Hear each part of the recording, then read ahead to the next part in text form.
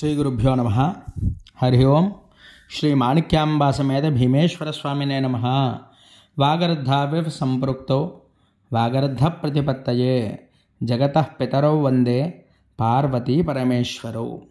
మనం ఇప్పుడు చెప్పుకునేటువంటి నక్షత్ర పాదలింగం దేవాలయం ఎక్కడుంది అనేది ఇప్పుడు మనం తెలుసుకుందామండి.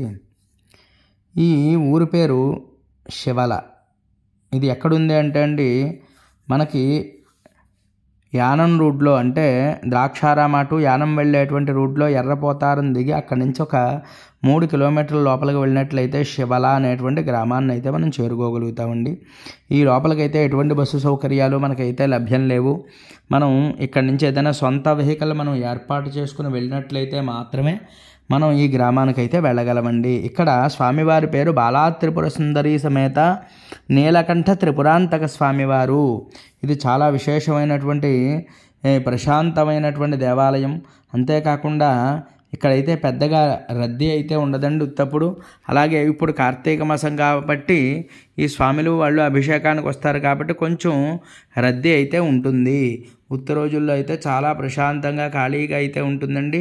ఈ యొక్క దేవాలయం మనకి శివల గ్రామంలో మనం రోడ్డు పక్కనే మనకు కనిపిస్తూ ఉంటుంది. చాలా సులువుగా అయితే మనం ఈ గ్రామానికి అయితే చేరుకోవచ్చు. ఇది ఉత్తరాభాద్ర నక్షత్రం 4వ పాదం అండి. ఇది కూడా మనకి చివరిదైనటువంటి మీనరాశిలోకే వస్తుంది. అంటే 9 పాదాలు కలిపి ఒక రాశి కదా మనకి. అందువల్ల ఇది 4వ పాదం కాబట్టి ఈ మీనరాశిలోకి అయితే వస్తుంది. మీనరాశి జాతకులు కూడా ఈ యొక్క లింగానికి వస్తే దర్శనం చేసుకోవచ్చు. అలాగే ముఖ్యంగా ఉత్తరాభాద్ర నక్షత్రం 4వ పాదం వారైతే ఖచ్చితంగా ఈ లింగాన్ని అయితే దర్శనం చేసుకోవాలి. మరి ఈ ఉత్తరాభాద్ర నక్షత్రం వాళ్ళు ఈ స్వామివారిని ఎవరైతే భక్తి శ్రద్ధలతో అభిషేకం కానీ అర్చన కానీ చేసుకుంటారో వారికి ఆ నక్షత్ర దోషాలన్నీ కూడా పోయి చక్కగా స్వామివారి అనుగ్రహం వల్ల వాళ్ళ జాతకంలో ఉండేటువంటి బాధలు తొలగిపోయి వాళ్ళకి ఆయురారోగ్యైశ్వర్యాలనే కూడా కలుగుతాయి.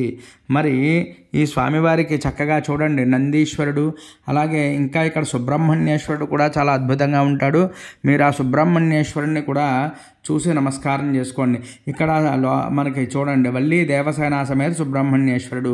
ఆ సుబ్రహ్మణ్యేశ్వరుని ఎవరైతే దర్శనం చేసుకుంటారో వారికి చక్కగా వివాహం కాని వారైతే వివాహం, అలాగే సంతానం కావలసిన వారికి సంతానం, సంతానం ఉన్నవారికి సంతానాభివృద్ధి కూడా చక్కగా కలుగుతుంది.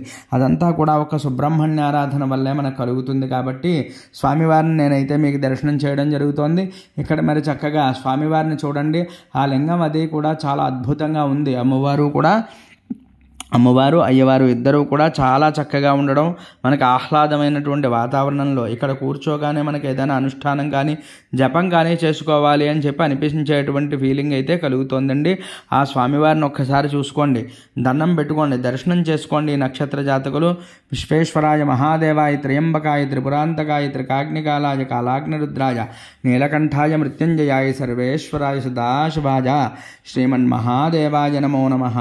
అందరూ భక్తి శ్రద్ధలతో నమస్కారం చేసుకుని పంచాక్షరి జపాన్ని అయితే చేయండి. ఇంకా ఎవరైనా మన ఛానల్ సబ్స్క్రైబ్ చేయకపోతే సబ్స్క్రైబ్ చేయండి. అలాగే లైక్ చేయండి, కామెంట్ చేయండి. ఎవరికైనా ఉపయోగపడుతుంది అంటే తప్పకుండా ఈ వీడియోని వాళ్ళకి పంపించండి. హరి ఓం.